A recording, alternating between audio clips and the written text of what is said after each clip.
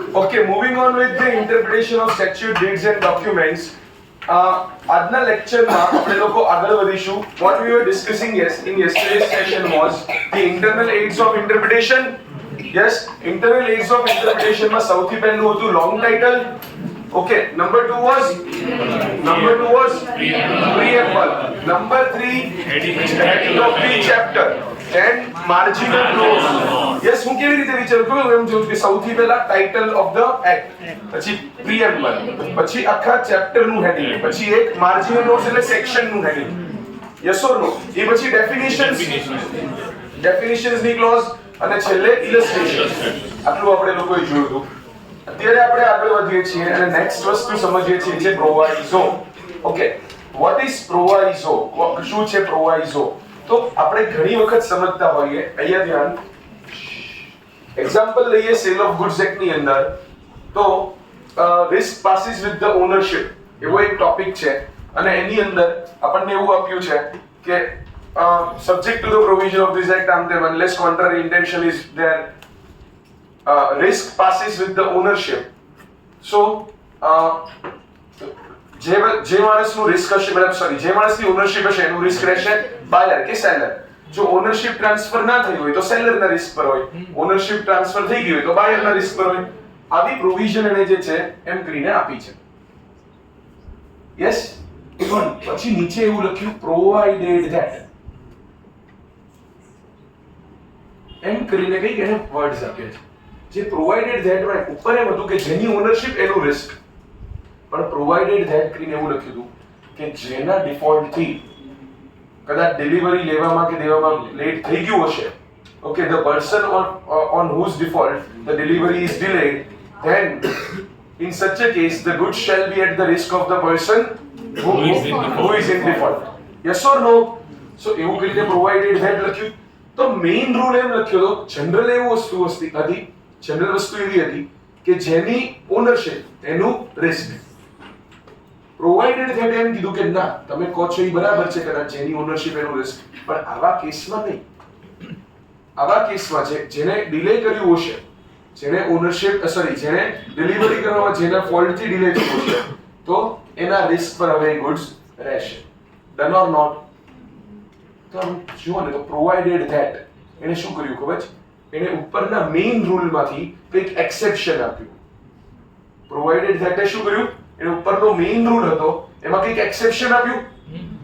એને પ્રોવાઇઝો કહેવાય. આવી રીતે પ્રોવાઇડેડ ધેટ કરીને જે લખ્યું હોય એને પ્રોવાઇઝો કહેવાય.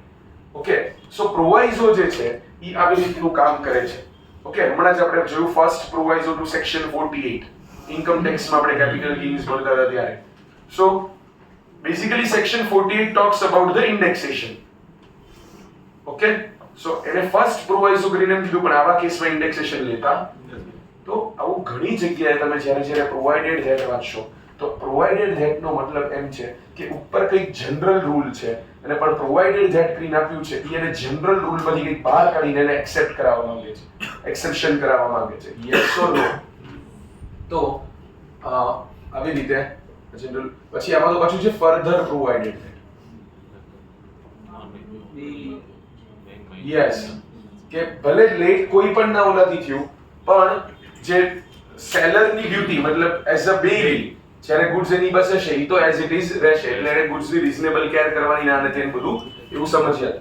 Yes or no? એટલે અગેન એને આ બંનેમાંથી પાછું એક્સેપ્શન કાઢ્યું કે જે હોય. સો પ્રોવાઇઝો જે છે એ કંઈક નોર્મલ પ્રોવિઝનમાંથી એક્સેપ્ટ કરે. સમજ પડે છે બધાને? યસ, તમને ખબર હતી, તમે ભણી ના ગયા એવું એક એક્ઝામ્પલ મેં તમને આપ્યું. ઓકે, ચાલો તો રીડ કરીએ. The normal function of a proviso is to accept something out of the enactment or to qualify something stated in the enactment which would be within its purview if the proviso was not there. If the proviso were not there. Okay, so the normal function એટલે કે proviso નું normal કામ શું છે? The normal function of a proviso is to accept something out of the enactment. Enactment provision માંથી કંઈક accept કરવું એટલે કંઈક બહાર કાઢવું. Yes, or to qualify something stated in the enactment. કંઈક જે સ્ટેટ કર્યું છે એમાં ક્વોલિફિકેશન આપવું એટલે એમાં કન્ડિશન આપવી કે આ ઉપર લખ્યું બરાબર પણ આ કન્ડિશન હોય તો જ કાઇન્ડ ઓફ. એસો ઘણી વખત એમ લખ્યું ને પ્રોવાઇડેડ ધેટ એમ કરીને કે આમ કન્ડિશન છે, this person will be liable provided that you are not supposed to pay the tax on this is exempt provided that સમજ પડી સો provided બીજું શું કામ કરે કન્ડિશન આપવાનું yes or no એટલે ક્વોલિફિકેશન આપવાનું સમજ પડે છે so to qualify something stated in the enactment which would be within its purview if the proviso were not there તો proviso ના હોત તો પહેલી વસ્તુ મેઇન ઇન્ક્લુઝન માં ઉપરની સેક્શન માં જ આવી જાત પણ because proviso છે એટલે એની સેક્શન માંથી બહાર નીકળી ગયું done okay then there is okay क्या पहुंचे usually a proviso is embedded in the main body of the section and becomes an integral part of it તો જનરલી કે proviso જે છે એ મેઇન સેક્શન નો ઇન્ટિગ્રેટ કર્યું એટલે લાઈક મેઇન સેક્શન માં હું લખ્યું એના અંદર જ નીચે પ્રોવાઇડેડ ધેટ કરીને લખ્યું એટલે એનો પાર્ટ જ હોય yes proviso that are so included begin with the words provided that proviso કયા વર્ડથી શરૂઆત થાય provided that મેં કીધું તમને yes અને આપણે જોતા આવીએ છીએ રાઈટ અને આ બહુ આ લોકોનો ગમતો ટોપિક છે ઇન્ટરપ્રિટેશન માંથી આઈસીઆઈ માં કઈ એવું ના કહે કે આઈએમપી છે કે આવું છે પણ એટલી બધી વાર આ ચેપ્ટર માંથી પ્રોવાઇઝો પૂછ્યા કર્યું ઓકે ની લિમિટ નથી ચલો સો provisos that are so included begin with the words provided that the effect of the proviso is to qualify the preceding enactment which is expressed in the terms which are too general તો જે પહેલાની terms હતી એને બહુ general term હતી એમાંથી એક qualify કરવા એમાંથી એક બહાર કાઢવા માટે પ્રોવાઇઝો આપ્યા છે yes as a general rule a proviso is added to an enactment to qualify or create an exception to what is in the enactment જે enactment માં છે એનામાંથી કંઈક બહાર કાઢવા માટે જ કે પ્રોવાઇઝો હોય છે ordinarily a proviso is not interpreted as stating a general rule સામાન્ય રીતે એમ ના માનવાનું હોય કે પ્રોવાઇઝો થી જનરલ રૂલ ક્રિએટ થાય છે પ્રોવાઇઝો એક્ચ્યુઅલી જનરલ રૂલ માંથી સ્પેશિયલ રૂલ બહાર કાઢે છે yes or no હવે એમ કે છે exception clauses are intended to restrain the enacting clause to a particular case okay જે એક્સેપ્શન ક્લોઝિસ હોય એટલે પ્રોવાઇડેડ ધેટ કરીને એક્સેપ્શન કર્યું હોય તો એ શું કહે છે કે જે રિસ્ટ્રેઇન કરવું એટલે રિસ્ટ્રિક્ટ કરવું the enacting clause to a particular cases કે આટલા કેસમાં જે લાગશે બાકીનામાં નહીં લાગે saving clause is used to preserve from destruction of certain rights remedies or privileges already existing આવું પણ હોય જો ઘણી વખત છે ને એવું લખ્યું હોય save as otherwise provided or save as provided in this is applicable like this એટલે provided that છે ને એની જેમ save as otherwise provided save as provided in section this તો એનો મતલબ કે આપણી સેક્શન જે છે એ બરાબર છે પણ જે પેલી સેક્શન જે છે એમાં જે આપ્યું છે એ તો તમારે રાખવાનું છે એને અમે ડિસ્ટ્રેક્ટ કરતા નથી અમે ઈ સેક્શનનો જે જીસ્ટ જે નીકળતું ઈ સેક્શનમાં જે લેજિસ્લેચરે કીધું છે એ બધું જ કરવું પડશે આ એડિશનલ છે થોડુંક પેલું આપણે નતું જોયું કયા પોઈન્ટમાં હું એક્ઝેક્ટલી આપણે સમજ્યા હતા just let me remember because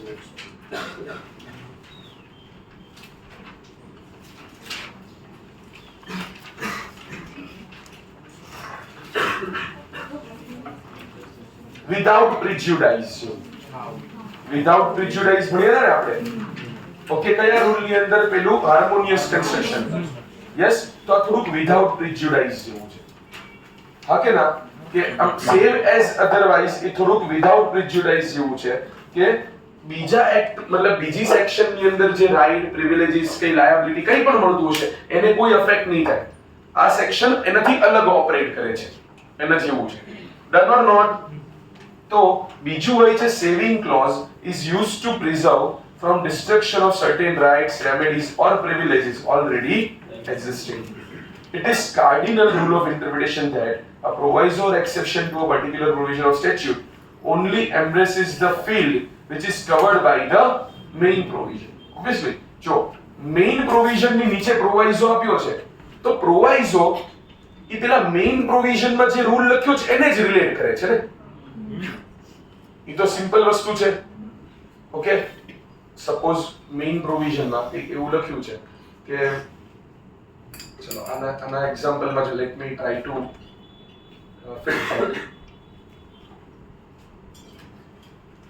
okay so normal case આપણે અહીંયા જે છે ઓકે પહેલા આપણે એવું લખ્યું હતું સૌથી પહેલા આપણે એવું સમજે સેલ ઓફ ગુડ્સ વાળી વાત કરું છું કે રિસ્ક પાસિસ વિથ ધ ઓનરશિપ એટલે પહેલા અહીંયા એવું લખી નાખ્યું આ જનરલ રૂલ હતો પ્રોવાઇડેડ ધેટ કરીને શું લખ્યું કે જેના ડિફોલ્ટ થી ડિલિવરીમાં ડિલે થયો છે એના પર રિસ્ક રહેશે તો દુનિયામાં કોઈ પણ જગ્યાએ કોઈ પણના ડિફોલ્ટ થી થયો છે એના ઉપર રિસ્ક રહેશે એવી રીતે નહીં જોવાનું ઈ જે પ્રોવાઇઝો છે આના માટે છે કે સેલ ઓફ ગુડ્સ ના કેસમાં જ્યારે રિસ્ક પાસિસ વિથ ઓનરશિપ ની વાત કરતા હોય ત્યારની જ વાત છે સમજ પડી એટલે it is a cardinal rule of interpretation that a proviso or exception to a particular provision of a statute only embraces the field embraces એટલે આમ જો તો covers only covers the field which is covered by the main provision એટલે એને જ ધ્યાનમાં લે છે ઓકે જે main provision it carves out an exception to the main provision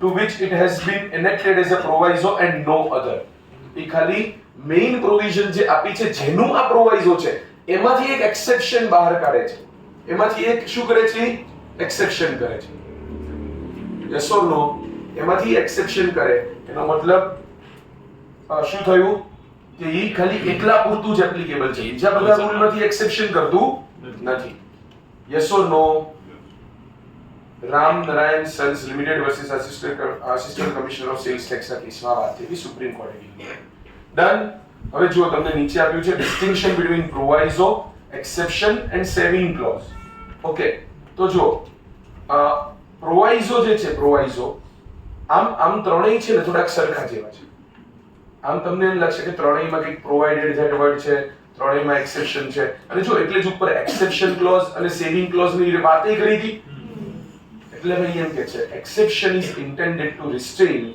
the enacting clause to particular cases exception જ્યારે તમે આપો છો ત્યારે એમ કે છે કે આ કેસમાં ઈ એપ્લિકેબલ નહીં થાય exception છે ને આમ કેસ ટુ કેસ જેવું હોય કે લો ઓફ ડિમાન્ડ સપોઝ તમે ઇકોનોમિક્સ માં જ્ઞાન ભણ્યા હોય તો it is applicable accept this તો આવા કેસમાં નહીં કે જ્યારે આમ થયું હોય ત્યારે નહીં ત્યારે આમ થયું ત્યારે નહીં પ્રોવાઇઝો છે ને ઈ જનરલ માંથી જ બહાર કાઢી નાખે સમજાય છે પ્રોવાઇઝો થોડુંક વધારે એપ્લિકેબલ છે પ્રોવાઇઝો કોઈક મોટો રૂલ હશે ને એની એક આખી સિચ્યુએશન કવર કરતું હશે પેલો ખાલી પોઈન્ટ કવર કરે છે એક્સેપ્શન શું કવર કરે છે કોઈ પોઈન્ટ્સ આ પોઈન્ટ્સમાં નહીં યા તો આ પોઈન્ટ્સમાં જ તે ઓકે જે પ્રોવાઇઝો હશે એ પૂરી સિચ્યુએશન કવર કરતો હશે લાઈક એક્ઝામ્પલ આપું આપણે કે બહુ બધી સ્કૂલના સ્ટુડન્ટ્સ બેઠા ઓકે હું કઈ એક જનરલ રૂલ કહું અને હું એમ કહું કે આ ફાતિમા કોન્વેન્ટના સ્ટુડન્ટ્સ આમાંથી એક્સક્લુડેડ તો આ એક્સેપ્શન છે કારણ કે એક સ્પેસિફિક પોઈન્ટ બહાર કાઢ્યો મેં યસ ઓર નો પણ હું એમ કહું ને કે જે સ્ટુડન્ટ આવી રીતે આમ કરી રહ્યો હોય કે ફાઉન્ડેશનમાં એને આમ કર્યું કે આવી કન્ડિશન હોય એ આમ તમતાર એને હું નથી કહેતો તો એ પ્રોવાઇઝો છે ને એનાથી તમે આમ ઓબ્વિયસ ક્લાસ ના કહી શકો કોણ યસ ઓર નો ઈ કઈ કન્ડિશન સેટિસ્ફાઈ કરો કે અલગ કઈ સિચ્યુએશન ક્રિએટ કરો એ લોકોને બહાર કાઢશે પ્રોવાઇઝો એટલે કઈ એક્સેપ્ટ કરે જ છે પણ ઓબ્વિયસ પોઈન્ટ્સ આપતું નથી સમજ પડી તો જો exception is intended to restrain the enacting clause to particular cases proviso is used to remove special cases from the general enactment and provide for them separately કે આ બધા માટે અલગ રૂલ હા કે ના એક્સેપ્શન નું કામ ખાલી ઈ છે કે આટલા સિવાયના બાકીના બધાને એપ્લિકેબલ થઈ જશે યસ એટલે પ્રોવાઇઝો શું કરે છે રિસ્ટ્રિક્ટ કરે છે પર્ટિક્યુલર ક્લાસીસ ને પર્ટિક્યુલર કેસીસ ને અને પ્રોવાઇઝો જે છે એમાંથી મેઇન જનરલ માંથી કંઈક ને રિમૂવ કરે છે અને સેવિંગ ક્લોઝ શું કરે છે ઈ કોઈ ક્લોઝ ને બચાવે છે સેવ એઝ અધરવાઇઝ પ્રોવાઇડેડ એવું લખ્યું હોય તો કોઈ બીજી કેસ ક્લોઝ ને બચાવે છે કે એમાં જે રાઈટ આપ્યા છે એમાં જે આમ છે ઈ કઈ જતા રહેશે clear so saving clause is used to preserve from destruction certain rights remedies or privileges already existing clear doubt saving clause કેવી રીતે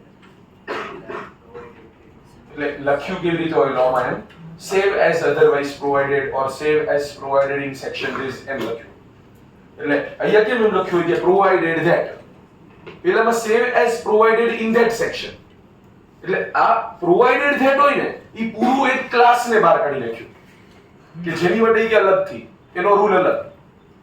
જ્યારે સેવ એઝ અધરવાઇઝ પ્રોવાઇડેડ ની સેક્શન 47 એવું લખ્યું હોય તો ઈ 47 માં લખ્યું છે ઈ અલગ, એને એમાં જે લખ્યું છે ઈ બધું એઝ ઇટ ઇઝ ભાઈ, એને અમે કોઈ છંછેડતા નથી.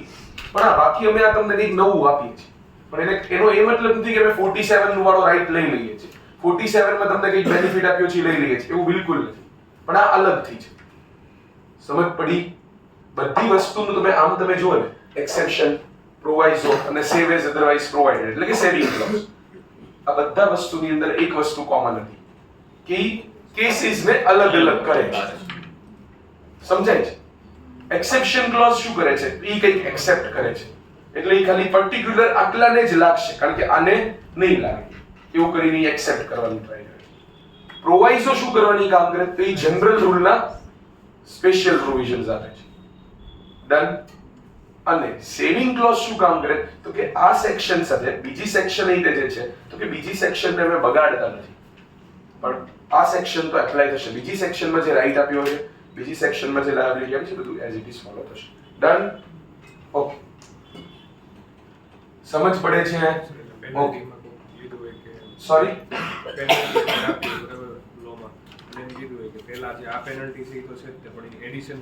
યસ, એટલે તમે કીધું સેવ એઝ અધરવાઇઝ થયું ની પહેલા જેવું થયું, હા, વિધાઉટ પ્રિજ્યુડાઇઝ એના જેવું થયું. Yes, okay. હું કંઈક બેટર એક્ઝામ્પલ હજી ફાઇન્ડ કરીશ જેનાથી હું વિધાઉટ પ્રિજ્યુડાઇઝ ને સેવ એઝ અધરવાઇઝ ને ડિફરન્શિએટ કરી શકું, પણ અત્યારે એટલો ટાઈમ બગાડવા જેવું નથી. બરાબર ને? Okay, number H, explanation. હવે એક્સપ્લેનેશન શું હોય? તો ઘણી તમે સેક્શન જોશો ને એના નીચે એક્સપ્લેનેશન આપ્યું હોય. ઓકે, મોસ્ટલી છે ને એક્સપ્લેનેશન ઇન્કમ ટેક્સ માં વારંવાર એવા જોવા મળે. Explanation family for this purpose means, બરાબર ને, લખ્યું છે કે એમ્પ્લોયર એમ્પ્લોયી ના કે એના ફેમિલી મેમ્બર્સ માટે જો હેલ્થ ઇન્સ્યોરન્સ પ્રીમિયમ ભરશે તો example. Explanation family for this purpose means spouse, children, and parents, brother, sister if they are wholly or mainly dependent. તો એક્સપ્લેનેશન એ કંઈક ઉપર એ કે અમે આપ્યું ને એમાં કંઈક વર્ડ અમારાથી એવો લખાઈ ગયો છે કે જેને અમારે તમને કહેવું પડશે કે એમાં કઈ કઈ વસ્તુઓ કવર થશે, એ અમારે તમને અલગથી એક્સપ્લેન કરવું પડે એમ છે. એટલે એક્સપ્લેનેશન એટલે એવું નહીં, આપણે નોર્મલ સેન્સમાં એક્સપ્લેનેશન એને કહેતા હોય કે ભાઈ જે લખ્યું છે સમજાવો. ઈ કઈ લો કઈ લેજિસ્લેચર એમ ના કે here my intention was this તો સો યુ શુડ, એવું ના લખવા બેસે. એને એક્સપ્લેનેશન નથી કહેવાતું. ઈ કોઈ એક વર્ડ લખી નાખ્યો છે, ઈ વર્ડ ની અંદર કેમ કઈ વસ્તુ કવર થશે કઈ કવર નહીં થાય એને એક્સપ્લેન કરવાની ટ્રાય કરે છે. Clear or not? એટલે એક્સપ્લેનેશન થી ઉપરની પ્રોવિઝનમાં કોઈક વસ્તુને આપણે એડ કરશું કે એમાંથી કંઈક લેસ કરશું, એવું કંઈક આપણું કામ હશે કે ઉપર જે પ્રોવિઝનમાં કોના માટે આવશે કે ભાઈ ઈ પેરેન્ટ્સ, બ્રધર એન્ડ સિસ્ટર જો હોલી ઓર મેઇનલી ડિપેન્ડન્ટ હોય તો એના માટે આવશે. એટલે એમ કરીને તમે નોર્મલ જે પેરેન્ટ્સ, બ્રધર, સિસ્ટર જે હોલી ઓર મેઇનલી ડિપેન્ડન્ટ નથી એને બહાર કાઢી લીધા એમાંથી. Yes or no? તો તમે એક્સપ્લેનેશન આપો છો મેઇન ક્લોઝ નું જ્યારે, તો ઈ એમ નથી કે પેલી સમરી, ઓકે, એનાલિસિસ કરીને આપણને આપતા મોડ્યુલમાં ફાઉન્ડેશન ની મોડ્યુલ જો તો પેલા બે સેક્શન્સ આપે, પછી લખે એનાલિસિસ. ઈ એનાલિસિસ ઈ એક્સપ્લેનેશન નથી. ક્લિયર? આ એક્સપ્લેનેશન એ બેર પ્રોવિઝન ની સાથે જ હોય, પણ ઈ કંઈક ઉપરની પ્રોવિઝનમાં કંઈક એડ કરવા કે કંઈક લેસ કરવા કે એવી ટ્રાય કરે એવું કંઈક કરી શકે. Yes or no? સર, ઈ નધર ઓલ કરીને ઈ એક્સપ્લેનેશન થઈ. સોરી, આપણને ખબર હોય નેગોશિયેબલ ઇન્સ્ટ્રુમેન્ટમાં ઘણીવાર ડિઝાઇન કરતા ઈ નધર વર્ડ્સ. ના, ઈ નોર્મલ, ઈ લિટરલ, સોરી, ઈ પોપ્યુલર મીનિંગ વાળું એક્સપ્લેનેશન છે કે જાણે આપણે એક્સપ્લેનેશન કોને માનીએ છીએ, લો વાળું એક્સપ્લેનેશન નથી. આપણે કોને એક્સપ્લેનેશન માનીએ કે સમજાવો, સર એક્સપ્લેન કરો, ઈ વાળું બધું ઇન અધર વર્ડ્સ લખ્યું હોય, ઇન સિમ્પલ વર્ડ્સ ઈ નહીં. આ સિમ્પલ વર્ડ્સમાં ના લખ્યું હોય ભાઈ, આ લખ્યું ટફ વર્ડમાં જ હોય, પણ ઉપર કોઈક વર્ડ એવો છે કે ઉપર કંઈક જનરલ વસ્તુ છે એને કેટલે સુધી લઈ જશું ઈ એક્સપ્લેન કર્યું. Done?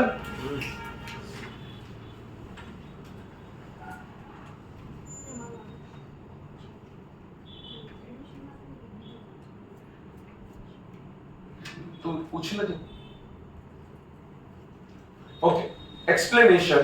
An explanation is at times appended to a section to explain the meaning of certain words or phrases used in the section or for the purport of the section. Okay, તો તમે જો example લખો ત્યાં. Definition of family given after every section.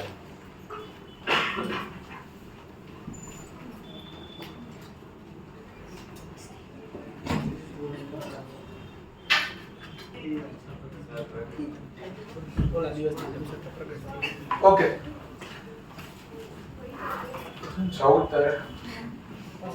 તારે કેટલા 12 o'clock છે કે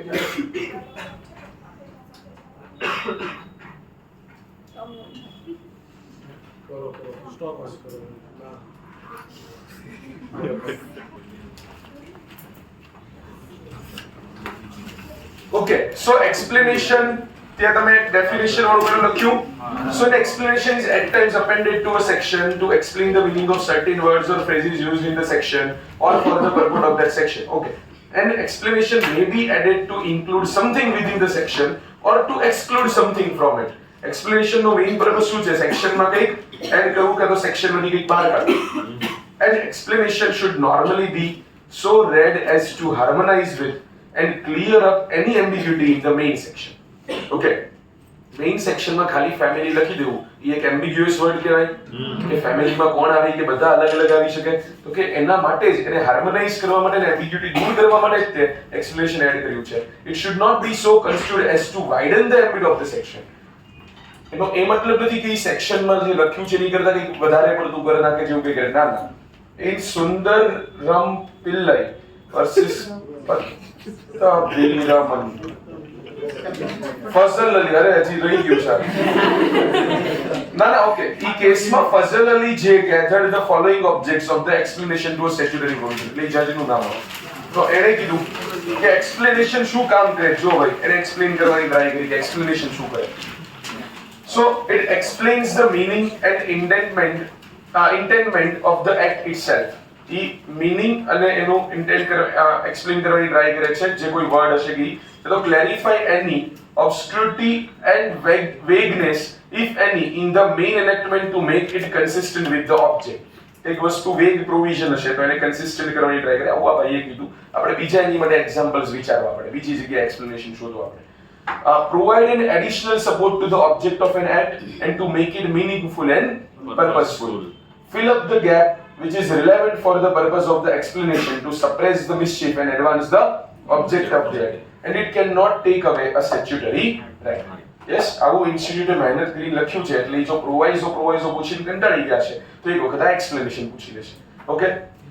However, it would be wrong to always construe an explanation as limited to the aforesaid objects. The meaning to be given to an explanation will really depend upon its terms and not on any theory of its purpose. એટલે હંમેશા એક જે meaning એને actually કે આપવાનો હશે ઈ સાચે depend કરશે કે કઈ ટર્મ્સ યુઝ કરી છે, નહીં કે ખાલી એની કોઈક ઈ પર્પસ માટે કોઈ થિયરી હોય એમાં જ. યસ, આટલું સમજ પડી? એક મિનિટ.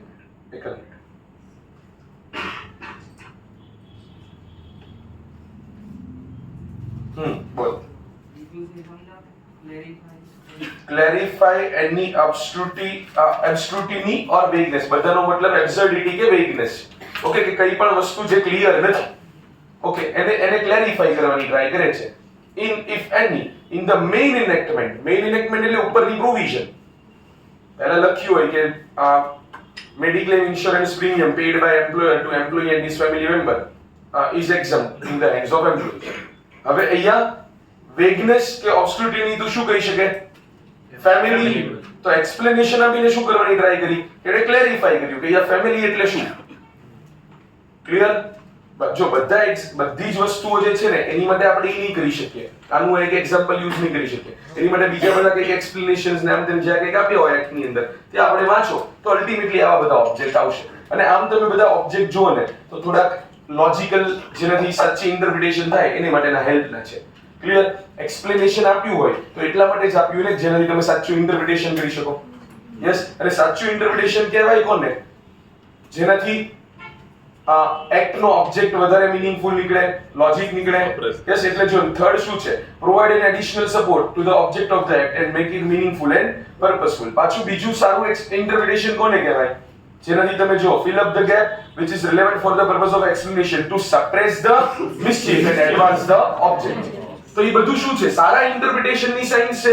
સારું ઇન્ટરપ્રિટેશન લોજિકલ હોય, એ એબ્સર્ડિટી વેગનેસ ને દૂર કરે, યસ ઓર નો, પર્પસ ને એડવાન્સ કરે, સપોર્ટ આપે ઓબ્જેક્ટ ને, મીનિંગફુલ ને પર્પસફુલ એક્ટ ને બનાવે, અને ગેપ જે છે એને ફિલ અપ કરી દે. એનાથી શું થાય કે મિસ્ચીફ સપ્રેસ થાય, રેમેડી એડવાન્સ થાય. Clear or not? સો એના જેવું લખ્યું છે. Again, however, it would not be wrong to always consider explanation as limited to the aforesaid object. જે લખ્યું છે એના સુધીમાં તે કે હશે પર આપ્યા છે ઓબ્જેક્ટ ઈ જ નથી. It would be wrong, sorry. It would be wrong to always consider as for aforesaid objects only. The meaning to be given to an explanation will really depend upon its terms and not on the theory of its purpose. Purpose the theory માટે નહીં, જે term લખી છે એના explanation પર પણ મતલબ જે ઉપર સેક્શન આપી છે એના પર પણ ઘણું એક્સપ્લેનેશન ડિપેન્ડ કરશે. ફાઇનલી શેડ્યુલ્સ જે આપણે કહેતા હોય, શું કરશે, એડિશનલ મેટર પ્રોવાઇડ કરે છે. તમને સેક્શન 128 કે 129 જે કંપનીઝ એક્ટની છે એની અંદર એમ કીધું કે every company will prepare its books of accounts according to double entry system of accounting ને આપણે એને આપ્યું અક્રુવલ બેસિસ, અને it is to be kept at the registered office of the company. તો શેડ્યુલ જે છે એને એનું ફોર્મેટ આપી દીધું. હા, શેડ્યુલ 2 કે 3? તો શેડ્યુલ 3 જે છે એને શું કરી નાખ્યું, એને એનું ફોર્મેટ આપ્યું આ ફોર્મેટમાં ભાઈ. યસ ઓર નો? અને જે કમ્પલ્સરી છે, યુ કેન નોટ સે કે લાઈક મેઇન એક્ટ માં ક્યાં લખ્યું, એક્ટ ની પાછળના શેડ્યુલમાં આપ્યું કે મારે જે રીતે કરવું. It is not the case. અને આમ જો તો અગેન મેં શું કીધું હતું, આખી પેલું એક્ટ ની સ્કીમાની જેમ છે, પૂરો એક્ટ કેવી રીતે વર્ક કરે એ સમજાવે છે. તો જો again the schedules form part of an act, therefore they must be read together with the act for all the purposes of the construction. However, the expression in the schedule cannot control or prevail over the expression in the enactment. કોઈ word જે છે એ શેડ્યુલમાં લખ્યો છે અને કોઈ word જે છે એ સ્ટેચ્યુટમાં લખ્યો છે. તો જે સ્ટેચ્યુટમાં જે વર્ડનો મીનિંગ નીકળતો છે એ જ શેડ્યુલમાં મીનિંગ નીકળતો છે. શેડ્યુલમાં અલગ મીનિંગ આપીને સ્ટેચ્યુટની પ્રોવિઝનને તમે ઓવરરાઇડ કરી શકો નહીં. If there appears to be any inconsistency between schedule and the enactment, obviously who will prevail? The enactment. Enactment shall always prevail. Enactment એટલે main provisions. They often contain details and forms. Forms એટલે formats for working out the policy underlying the section of the statute. For example, schedule appended to Companies Act 2013 to the Constitution of India. इधर एक Constitution પાછળ schedule છે, Companies Act પાછળ schedule છે. તો એ શું કરે, તમને ફોર્મ આપે, ફોર્મેટ આપે. યસ, જેનાથી શું થાય કે મેઇન જે કામ કે સેક્શને કરવાનું કીધું હતું એ કરવામાં તમને હેલ્પ થાય. ક્લિયર? પણ જે શેડ્યુલ્સમાં લખેલી પ્રોવિઝન છે કે એના લખેલા વર્ડ્સ હોય એ મેઇન એક્ટની મેઇન પ્રોવિઝનને ઓવરરાઇડ કરી શકે નહીં. યસ ઓર નો? અને ફાઇનલી આ જે છે ને એ એમ કહે છે કે એ કોઈ એક્ટનો પાર્ટ નથી, એ એક સલાહ આપે છે છેલ્લે, ઇન્ટરનલ એડ ઓફ ઇન્ટરપ્રિટેશન છે. એટલે કે અલ્ટિમેટલી ફાઇનલી બધું કે ઇન્ટરપ્રિટેશન કરવું હોય ને તો એક સલાહ છે, એક્ટમાંથી જ તમારે બધું શોધવું હોય તો read the statute as a પૂરું એક સાથે રીડ કરો. ઓકે, તમે એક પ્રોવિઝન એટ અ ટાઈમ વાંચીને ઇન્ટરપ્રિટ કરવાની ટ્રાય કરશો તો નહીં થાય. You have to read the entire statute as a whole. Okay, જ્યારે આ ખાલી સ્ટેચ્યુટની વાત નથી, કોઈ ડેટ્સ ડોક્યુમેન્ટ્સ હોય તો એમાં આ જ વસ્તુ છે. ઓકે, આપણે કોઈ એક પ્રોવિઝનને લઈને જજમેન્ટ આપીએ અને કોઈ બીજી પ્રોવિઝનમાં એમ લખ્યું હોય notwithstanding containing that section, આમ કરવાનું તો બદલાઈ ગયું ને?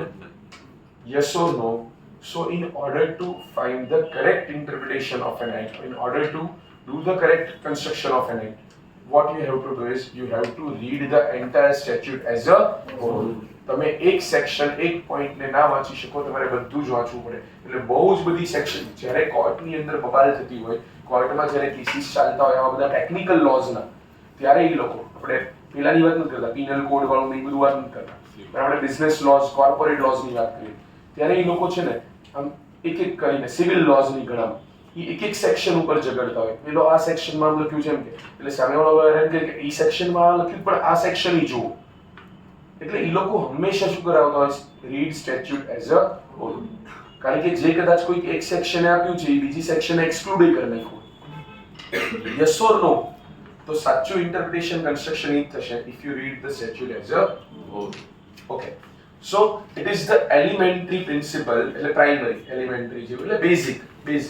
It is the basic principle that the construction of a statute is to be made of all its parts taken together and not of one part only. બધા parts ને સાથે લઈને ચાલો અને act ને construe કરો, ખાલી એક જ part ને નહીં. The deed must be read as a whole in order to ascertain the true meaning of its several clauses, and the words of each clause should be so interpreted as to bring them into the harmony with other provisions. Yes or no? So the deed must be read as a whole. કોઈ deed હોય એ પણ it has to be read as a whole in order to ascertain the true meaning of its several clauses. અલગ-અલગ clauses નો સાચો meaning કાઢવો છે તો એ ક્યાં કરો, and the words of each clause should be so interpreted as to bring them in harmony with the other provision. એક એક શબ્દને એવી રીતે મતલબ કાઢો કે બાકીની સેક્શન સાથે પણ હાર્મોનિયસ વેમાં જ કામ કરે.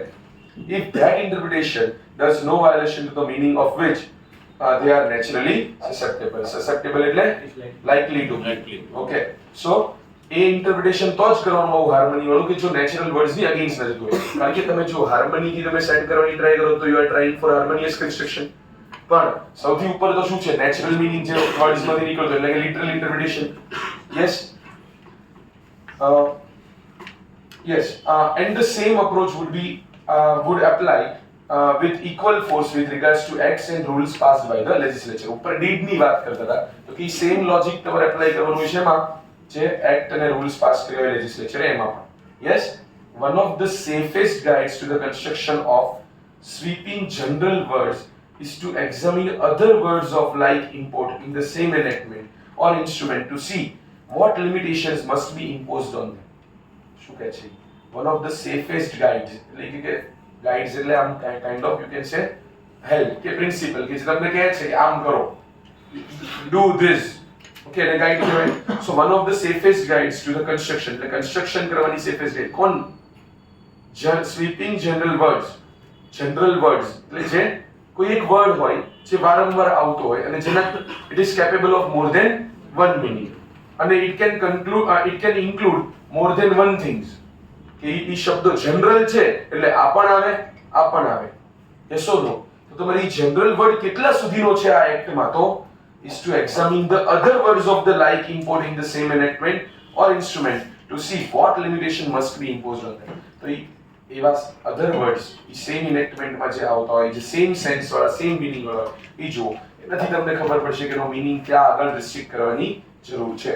Yes, if we find that a number of such expressions have to be subjected to limitations and qualifications, and that such limitations and qualifications are of the same nature, that circumstances form a strong argument for subjecting the expression in dispute to a similar limitation and qualification. બહુ અઘરું છે, સાંભળી ફરીવાર વાંચીએ. Okay, if we find that number of such expressions have to be subjected to limitations and qualification. Number of such expressions, number of એટલે ઘણા બધા આવા expressions એટલે words. Okay, જે કેવા હોય, similar meaning વાળા.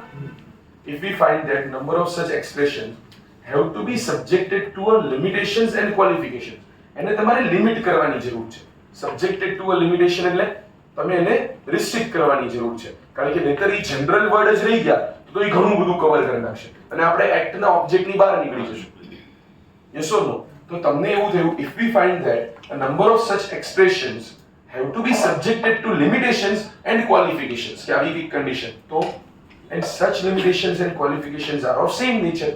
તમને ખબર પડી કે અહીંયા રીતે આપણે આ લિમિટેશન ક્વોલિફિકેશન, અહીંયા વર્ડ જે લખ્યો છે, ઓકે, અહીંયા જે વર્ડ લખ્યો છે suppose right, I am not giving the perfect example, પણ રાઈટના મીનિંગ ઘણા બધા નીકળી શકતા. ઓકે, તમે એક જગ્યાએ રીડ કર્યું કે ડીડ, તમે કોઈ સેલ ડીડ રીડ કરતા હતા. ઓકે, તો તમે જે આગળ જગ્યાએ રીડ કર્યું કે સેલ ડીડ હોય ને એમાં આખું પ્રોપર્ટીનું ડિસ્ક્રિપ્શન આપ્યું. તમે જુઓ ને કે પ્રોપર્ટી કેટલા પેલા સ્ક્વેર મીટરની છે, ક્યાં આગળ સિચ્યુએટેડ છે, એના પેલા એક્સિસ ને એ બધું આપેલું હોય. ઓકે, કે કયું આમ મતલબ કેટલા, અને એના લેફ્ટમાં આ છે, એના રાઈટમાં આ છે. તમે આવું રીડ કર્યું તો ત્યાં એક વર્ડ આવ્યો રાઈટ. પછી ફરી વર્ડ આવ્યો કે in such case the seller's right to ultimate recovery of the money will not be impaired. આવું કંઈક લખ્યું એક જગ્યાએ કે seller's right to ultimate recovery. તો આમ જો તો રાઇટ બે વાર આવ્યું, હવે પાછું રાઇટ આયા જ કરે છે. તો તમે એમ કરશો કે બે જગ્યાએ બે રાઇટ છે, તો કેટલું ઇલોજિકલ નીકળશે. હંમેશા જેટલી જગ્યાએ રાઇટ વર્ડ આવે ત્યારે બંને છે કે રાઇટ સાઈડ છે અને રાઇટ હક વાળું પણ છે, એવું કરશો ના. તમારે શું કરવું પડશે કે જ્યારે કંઈક લખ્યું છે રાઇટ, તો ત્યાં તમારે વિચારવું પડશે કે આ રાઇટ ને બધા રાઇટના મિનિંગમાં ના લેવાય. આ રાઇટ ખાલી એના પાર્ટીઝના રાઇટ વાળી વાત કરે છે, હક વાળી વાત કરે છે. બીજી જગ્યાએ તમે જોયું કે ફરી રાઇટ વર્ડ આવતો હતો, ફરી અકર થતો હતો રાઇટ વર્ડ, તો તમે ફરી કીધું કે અહીંયા પણ મારે રાઇટ ને ખાલી કેટલા પૂરતું રિસ્ટ્રિક્ટ કરવું પડે એમ છે, આ કોઈ પર્સનના રાઇટ વાળો રાઇટ.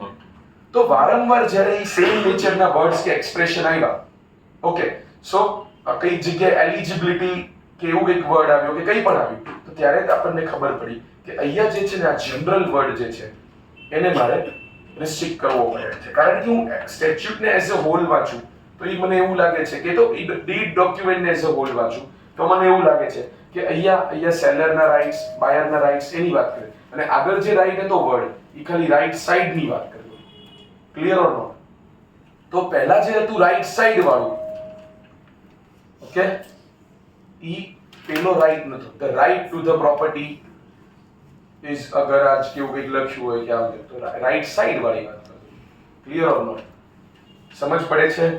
સો જો if we find that a number of such expression have to be subjected to limitations and qualification and such limitation and qualification are of the same nature, જેટલી જગ્યાએ પછીની રાઇટ આવ્યા કર્યું ઈ રાઇટ સેમ ક્વોલિફિકેશન કરવા જેવું કે ભાઈ આમાં રાઇટ સાઈડ ના લેવાય, આમાં રાઇટ સાઈડ ના લેવાય, આમાં રાઇટ ખાલી હક વાળું લેવાય, આમાં રાઇટ ખાલી હક વાળું લેવાય. એટલે દરેક જગ્યાએ આપણે એને લિમિટ કરવાની જરૂર હતી ઈ એક્સપ્રેશનને. યસ. તો પછી શું કરશું? તો કે the circumstances form a strong argument for subjecting the expression in dispute to similar limitation and expression in dispute. પહેલા તો એટલું સમજો, expression in dispute એટલે અહીંયા જે વર્ડ ઉપર આપણે બબાલ કરીએ છીએ, જેમ કે મેં એક્ઝામ્પલ આપ્યું એકોર્ડિંગલી રાઈટ. યસ. તો circumstances form a strong argument, તો કે અહીંયા બધા સંજોગો એવું બહુ સ્ટ્રિક્ટલી આપણને કહે છે કે જે એક્સપ્રેશન ઇન ડિસ્પ્યુટ છે તો એને આપણે સબ્જેક્ટ કરવો પડશે to similar limitation and qualification. મતલબ એ બધી જગ્યાએ જ્યાં જે આવ્યું ત્યાં ખાલી આપણે એને હક વાળો જ યુઝ કરશું. એકાદ જગ્યાએ કંઈક બીજો એનો મીનિંગ હતો, એનો એ મતલબ નથી કે બીજે બધે પણ એનો સેમ મીનિંગ છે. ડન. જો એક્ઝામ્પલ 14 કહે છે if one of the act requires notice should be given. Okay, પહેલા કઈક જગ્યાએ એવું લખ્યું હતું નોટિસ given. હવે નોટિસ એક જનરલ વર્ડ છે. હું તમને એમ કહું notice has to be given, તો નોટિસ એટલે શું થયું? રિટર્ન. વર્બલ કોઈ પણ. અરે આપણે તો પાર્ટનરશિપમાં એવું સાંભળેલું છે કે if one notice to one partner is there એટલે ઇન્ફોર્મેશન. એટલે નોટિસ કેટલો જનરલ વર્ડ છે. કોઈ બધી જગ્યાએ લખ્યું notice notice notice notice. Read statute as a whole. કોઈ બીજી જગ્યાએ શું એવી લિમિટેશન આપી છે કે આવી રીતે તે કે આમ જ તે જો સમજો બહુ મજા આવશે. if one section of an act requires notice should be given then verbal notice would be generally be sufficient, but if another section provides that notice should be served so on the person or left with him, a notice should be left with him. તો તમે words ના કહેવાય કે I left some words with him, બરાબર, but હા I left a paper with him, તો એવું કહી શકાય ને written, yes or no, or in a particular manner or place, then it would be obviously indicate that written notice was indicated. તો એ એમ કહે છે કે તો પછી એનો મતલબ એમ છે તમે આખું જ્યારે રીડ કર્યું એકલું નોટિસ નહીં, એની સાથેના કરેક્ટ કનેક્ટેડ વર્ડ્સ, એક્સપ્રેશન્સ એ બધું યુઝ કર્યું તો તમને ખબર પડી કે અહીંયા નોટિસ જે છે એ અહીંયા એનો જે મીનિંગ છે એને રિસ્ટ્રિક્ટ ક્યાં કરવાનો છે? It is subject to you can સે limitations and qualifications. Any limitation શું રાખવાની છે? રિટર્ન નોટિસ સુધી. સમજ પડી? હા કે ના? લેંગ્વેજ ટફ છે, બાકી લોકો કહેવાની સારી વાત કરે છે કે આખો સ્ટેચ્યુ એક સાથે વાંચો તો તમને મીનિંગ સમજો. ડન. પણ તમારે આવું બધું થોડુંક લખવું પડશે જ્યારે એક્ઝામમાં પૂછશે ત્યારે. ડન. આ હતા ઇન્ટરનલ એડ્સ ટુ ઇન્ટરપ્રિટેશન. પછી જે છે આપણે આગળ જોઈએ એ છે એક્સટર્નલ એડ્સ ટુ ઇન્ટરપ્રિટેશન ઓર કન્સ્ટ્રક્શન. હવે જો આ વસ્તુ છે ને એક્સટર્નલ એડ્સ ટુ ઇન્ટરપ્રિટેશન ઓર કન્સ્ટ્રક્શન, આ નોર્મલી નહીં એપ્લાય થાય. નોર્મલી નહીં એપ્લાય થાય એટલે જ્યાં સુધી રૂલ ઓફ ઇન્ટરપ્રિટેશન તમે લગાવો છો લિટરલ ઇન્ટરપ્રિટેશન નીકળે છે તો પૂરું ભૂલી જાઓ, તો ઇન્ટરનલ એડ ની ક્યાં જરૂર હતી? લિટરલ ઇન્ટરપ્રિટેશન નથી થતું. Okay, so you need to find out the logic behind it or purpose of the act or the intention of the legislation. તમારે ઈ કરવાની જરૂર છે. તો કે તો તમે પેલા ઇન્ટરનલ એક્ટ ના અંદરથી જ ફાઇન્ડ કરવાની કોશિશ કરો યાર, કે શું મળે છે, શું કહે છે. એટલી કોઈ ઇન્ટરનલ એડ ના ચાલી તો કદાચ આનો યુઝ કરી શકાય. કેમ? કારણ કે જે વસ્તુ બની હશે, કે કઈ પણ વસ્તુ થયું હશે, કે દુનિયામાં બીજે ક્યાંય કંઈક થતું હશે, એ બધું એકબીજા સાથે કનેક્ટેડ છે. તો જે કંઈક પહેલા બન્યું હશે, કંઈક કીધું હશે, અને પછી આ કંઈક એક્ટ બન્યું હશે, કે આવો આપણે જે એક્ટ યુઝ કરીએ છીએ એના જેવો એક્ટ કોઈક ફોરેનમાં છે ને ત્યાં કંઈક જજમેન્ટ આવ્યું છે, તો એ બધું થોડુંક તો કનેક્ટેડ હોય ને. આખી દુનિયા એવી રીતે નથી ચાલતી કે આપણો કેસ અલગ જ છે, દુનિયા આખી અલગ છે, એવું તો ના હોય. Yes or no? એટલે જો પહેલા જેવી લાઈન હતી, society does not function in void. Okay, કઈ બધું એમ જ કામ નથી કરતું, આખી દુનિયા એમ જ નથી ચાલતી, બધું કનેક્ટેડ છે. યસ, બ્રહ્માસ્ત્ર મૂવી જ ચાલી રહ્યું, સબ જુડા હુઆ है शिवाय. પણ everything done has its reason. કઈ પણ કામ જે કરવામાં આવ્યું છે એના કંઈક રીઝન્સ હોય, ઇટ્સ બેકગ્રાઉન્ડ, કે આવું કર્યું હતું તો કેમ હતું, કંઈક એનું કારણ હોય ને. આપણા એક્શન્સ ની પાછળના કંઈક રીઝન્સ હોય, the particular circumstances prevailing at that time and so on. બધી વસ્તુઓ કંઈક અફેક્ટ કરતી હોય. These factors apply to enactments as well. આ વસ્તુ કે લો ને પણ એપ્લાય થાય છે, કે લો પણ બન્યું હશે તો એનું એક રીઝન હોય ને. લો બનાવ્યું છે તો એ પણ કંઈક પર્પઝ હશે, કંઈક ત્યારે સિચ્યુએશન હશે જેનાથી લો બનાવ્યો છે. Yes, these factors are of great help in interpreting or construing an act and have been given the convenient nomenclature. Nomenclature એટલે નામ. Okay, convenient title, name, heading, but no, for him it is nomenclature. Could have used the word title. Name, termed as, could have used this, but no, for him gum is perfection. Sorry, external and external. मतलब nomenclature. Given the convenient nomenclature of external and external integration. Yes. Apart from the statute itself, there are many matters which may be taken into account when the statute is ambiguous. When the statute is ambiguous, તો જ નહીતર નહીં. These matters are called external aids. Some of these factors are enumerated below. કે હવે તમને થોડીક વસ્તુની વાત કરીએ છીએ. ચલો લisten. સૌથી પહેલું કહે છે હિસ્ટોરિકલ સેટિંગ. ઓકે, તમને લોકોને લો પૂરું થશે પછી લગભગ કદાચ મારો પ્લાન એવો છે થોડુંક અકાઉન્ટ્સ લઈ લેવું, કા એફએમ પછી થોડુંક સ્ટાર્ટ કરું, અને ઇન્કમ ટેક્સ પૂરું થાય એટલે જીએસટી કરાવું. જ્યારે હું તમને જીએસટી ભણાવીશ ને, હું તમને એના પહેલા લેક્ચરમાં આપણે 2 કલાક 2.5 કલાક ખાલી હું તમને એની હિસ્ટ્રી કહીશ કે જીએસટી ક્યાંથી આવ્યું, કેમ બન્યું, પહેલા શું હતું, બધા કેમ વાત કરતા, કેમ બન્યું લો. સમજાય છે? એ હિસ્ટ્રી તમે સમજશો ને,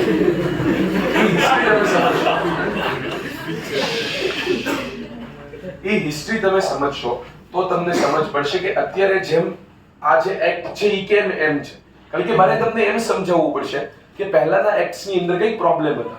હું તમને એક લેક્ચર ની અંદર સર્વિસ ટેક્સ એક્ટ નું ઇન્ટ્રોડક્શન આપીશ, હું તમને વેટ એ સમજાવીશ, હું તમને એક્સાઇઝ એ સમજાવીશ, હું તમને સેલ્સ ટેક્સ એ સમજાવીશ.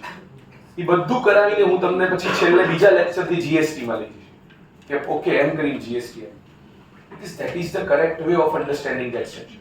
So એની વાત કેમ એવું? કારણ કે એનું હિસ્ટોરિકલ બેકગ્રાઉન્ડ છે, એનાથી તમને ઘણી પ્રોવિઝન ખબર પડશે કે ભાઈ જૂના એક્ટ હતા એમાં કાસ્કેડિંગ ઇફેક્ટ્સ હતી. કાસ્કેડિંગ ઇફેક્ટ એટલે ટેક્સ ઉપર ટેક્સ લાગે, એટલે કાસ્કેડિંગ ઇફેક્ટ્સ કહેવાય. એ દૂર કરવું. ઓકે, પ્લસ જૂના એક્ટ ની અંદર અલગ અલગ સ્ટેટ્સ અલગ અલગ રીતે ટેક્સ લગાવતા. તો ગુજરાત મહારાષ્ટ્રમાં તમે મોબાઈલ ફોન લેવા જાઓ, સેમ ફોન લેવા જાઓ તો ગુજરાતની દુકાનવાળો અલગ પ્રાઇસથી વેચતો હોય અને મહારાષ્ટ્ર વાળો અલગથી વેચતો હોય, રાજસ્થાન વાળો અલગથી વેચતો હોય, કારણ કે બે બધી જગ્યાએ અલગ અલગ વેટના રેટ. મોદીજીથી સહન ના થયું કે આ તો સ્ટેટ વાઇઝ બધું કામ ચાલે, આઈપીએલ થોડી હાલે. Modiji one nation one tax, મોદીજીએ સિરિયસલી લઈને બધાને હરખું કરવું. સમજાય? આ બધું પાર્લિયામેન્ટમાં તે જ્યારે ઈ વસ્તુ જ્યારે બની હશે આમ તેમ ત્યારે કંઈક એના વર્ડ્સ બોલ્યા હશે ને કે અમે કેમ આવું પાસ કરીએ છીએ. જે માણસે પહેલી વખત બિલ મૂક્યું હશે? સિટીઝનશિપ અમેન્ડમેન્ટ્સ એક્ટ ખબર છે? બહુ મોટી બબાલ થઈ ગઈ. કોરોના આવી ગયો, એમાં બધું ડેટા આવી ગયું. બાકી CAB હતું પહેલા, સિટીઝનશિપ અમેન્ડમેન્ટ્સ બિલ, અને પછી જ્યારે પાસ થઈ ગયું એ બિલ એટલે એક્ટ બની ગયો એટલે CAA બની ગયું. તો આ બધી વાત જ્યારે કહેવામાં આવી હતી ત્યારે શું અમારો પર્પસ શું છે ભાઈ, એમણે ત્યારે બહુ બધું કીધું. એટલે ઓપોઝિશન શું કરે ખબર છે? ઓપોઝિશન ને ગમતું ન હોય એટલે કોઈ પાર્ટી એવું શું કહે, એ ખોટે ખોટા મુસ્લિમ્સ ને એમ કે જો તમારું ખરાબ કરવા માટે આ એક્ટ બનાવ્યો એમ કરી નાખી. પછી પેલા સમજાવે કે મુસ્લિમ્સ નું ખરાબ નથી થવાનું આમાં, ખાલી આપણે જે અમુક એરિયામાં એવા બહારથી આવી ગયા છે બાંગ્લાદેશના લોકોને આમને તેમને, તો આપણે એને દૂર કરવું. સમજાય છે? તો એટલા માટે એ જે છે CAA, તો આ બધી જે વસ્તુ બની હશે ત્યારે તમે ઈ સાંભળો તો તમને સાચો લોજિક ખબર પડે ને આ એક્ટ કેમ બન્યો હશે. GST છે, CAA, CAB છે, પેલું તો આવ્યું નહીં, ફાર્મર્સ બિલ તો પાસ ના થયું. ઓકે, ઈ તો એમને વોઇડ કરાવીને રહ્યા બધા ફાર્મર્સ, વેધર એની બહુ મોટી હિસ્ટ્રી આવે. સમજાય તો શું કહું છું? સો કહેવાનો મતલબ એમ છે કે હિસ્ટોરિકલ સેટિંગ્સ, કયા રીતે, કયા ટાઈમે, કયા હિસ્ટ્રીમાં, પાર્લામેન્ટમાં શું બન્યું હતું, જેને એક્ટ મૂવ કર્યો હતો એને શું કીધું હતું, જેને બિલ મૂવ કર્યું હતું, સોરી, એ બધું બહુ ઇમ્પોર્ટન્ટ હોય to understand the you can say the correct meaning, or you can say the correct intention of the legislature. Yes, so the history of the external circumstances which led to the enactment in question is of much significance in construing any enactment. એટલે કે કઈ history થી આજુબાજુમાં શું બન્યું હતું કે જેને કારણે આ લો આવ્યો હતો, કે આ લો આવતા પહેલા કે જે બધું બન્યું હતું કે આ લો આવતા માટે, લો લાવવા માટે શું બધું થયું હતું, એ બધી હિસ્ટ્રી જે છે, it is of much significance, એટલે ઘણું રિલેવન્સ છે. Yes, we have for this purpose to take help from all those external or historical facts which are necessary in the understanding and comprehension of the subject matter and scope and object of the enactment. એટલા માટે આપણે શું કરવું પડે? We have for this purpose to take help, we have to take help from all those external or historical facts. એ બધા external historical facts ની આપણે help લેવી જોઈએ, which are necessary in the understanding and comprehension of the subject matter, કે જેનાથી આપણને સમજાય કે આ શું હતું અને સબ્જેક્ટ મેટરને કોમ્પ્રિહેન્ડ કરી શકીએ, એટલે સેટ કરી શકીએ. And the scope and object of the enactment, enactment નો સ્કોપ અને ઓબ્જેક્ટ આપણે સેટ કરી શકીએ. History in the general and parliamentary history, history in general and parliamentary history in particular, ancient statutes, and ancient statutes એટલે પહેલા, okay, ફેમાં અત્યારે ચાલે છે તો એના પહેલા હતું ફેરા, ફોરેન એક્સચેન્જ રેગ્યુલેશન, તો એ એને એન્શિયન્ટ સ્ટેચ્યુટ્સ છે. કન્ટેમ્પરરી ઓર અધર ઓથેન્ટિક વર્ક્સ, કન્ટેમ્પરરી આપણે કન્ટેમ્પરરી એક્સપોઝિશન જોયું છે, કન્ટેમ્પરરી એટલે એ ટાઈમનું, યસ, તો એ ટાઈમનું, અને યા તો બીજા ઓથેન્ટિક એટલે original works and writings all are relevant in interpreting and construing and act. એટલે એ ટાઈમે શું બધું લખ્યું હતું, શું કામ કર્યું હતું, બધા શું બોલ્યા હતા, એ બધું જે છે એ એક્ટને ઇન્ટરપ્રિટ કરવા માટે રિલેવન્ટ છે. We have also to consider whether the statute in question was intended to alter the law or leave it where it stood before.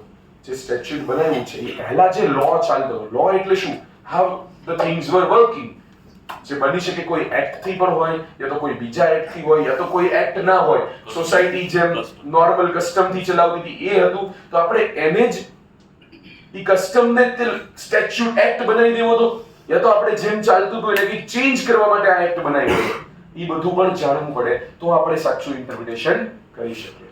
આટલું સમજ પડે છે? Number B, consolidating statutes and previous laws. Consolidating statutes means what? Yes, એક છે insolvency and bankruptcy code. શું છે નામ? insolvency and bankruptcy code. એમાં શું આપ્યું છે કહું? એને પહેલા જેટલા ઇન્સોલ્વન્સી અને બેન્કરપ્સી રિલેટેડ અલગ અલગ જગ્યાએ પ્રોવિઝન્સ હતી, એક્ટ હતા, એ બધા એને ખાલી કરી અહીંયા ભેગું કરી દીધું કે હવે ઇન્સોલ્વન્સી અને બેન્કરપ્સી હોય એટલે એને એક્ટ નથી કીધું, એને કીધું છે કોડ. કોડ એટલે it contains many things. Okay, insolvency bankruptcy related એક એક્ટ હતો, એ કરી નાખ્યો. કંપનીઝ એક્ટ ની અંદર ઇન્સોલ્વન્સીની પ્રોવિઝન હતી, બધી કાઢી નાખી. એ બધું હવે નીકળી ગયું. બધા માટે શું ફોલો કરો? Insolvency and bankruptcy code 2016. તો એ કોડ ઇન્ટરપ્રેટ કરવો હોય તો જે કોન્સોલિડેટિંગ સ્ટેચ્યુટ્સ કે જે બધા ભેગા થયા છે અને આ બન્યું છે, એ ખુદ જાણવું પડે ને એ સ્ટેચ્યુટ શું છે.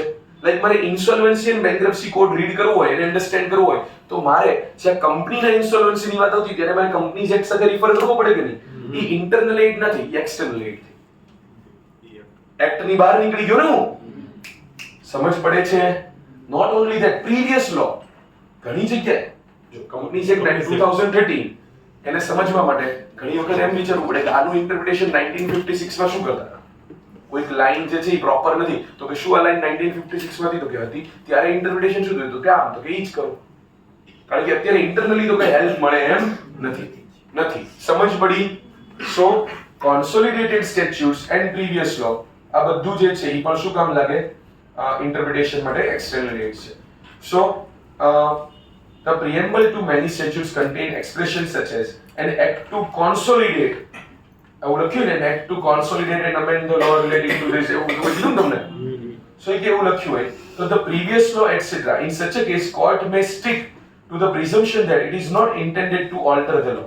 તો કોર્ટ એવું વિચારશે કે આ એક્ટ નો ઇન્ટેન્શન પહેલાના લો ને ઓલ્ટર કરવો નથી પણ એને as it is ખાલી બધી જગ્યાએ યા કન્સોલિડેટ કરવું, ભેગું કરવું છે. Okay, they must solve doubtful points in a statute with the aid of such presumption in intention, rejecting the literal construction. તો પછી આવા કેસમાં આ બધા presumptions ની બધું લેવું જોઈએ, એની હેલ્પ લેવાની. they must take it. Okay, અને જે એ મે કરી શકે છે, they can do it rejecting the literal construction ને રિજેક્ટ કરી. ડન? આટલું રાખીએ છીએ. બાકીનું ચેપ્ટર ડેફિનેટલી આપણે કાલના લેક્ચરમાં ખતમ કરીશું. Thank you.